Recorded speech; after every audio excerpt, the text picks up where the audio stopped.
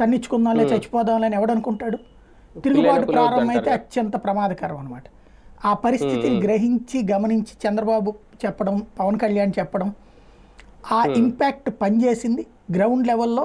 ఇప్పటికీ ఇప్పుడు పోలీసులు పూర్తిగా అధికార పక్షపాతంతో ఉన్నారు అనేది నిజం.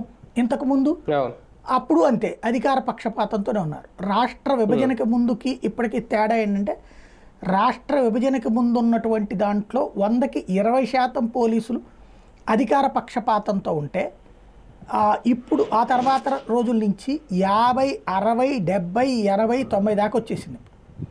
ఇప్పుడు నిష్పక్షపాతంగా ఉండే పోలీస్ అనేటటువంటిది అధికార యంత్రాంగాన్ని ఆశించలేము. అది చంద్రబాబు దగ్గరైనా, జగన్మోహన్ రెడ్డి దగ్గరైనా, ఇప్పుడు ఎన్డీఏ కూటమి దగ్గరైనా, ఈవెన్ తెలంగాణలోనైనా.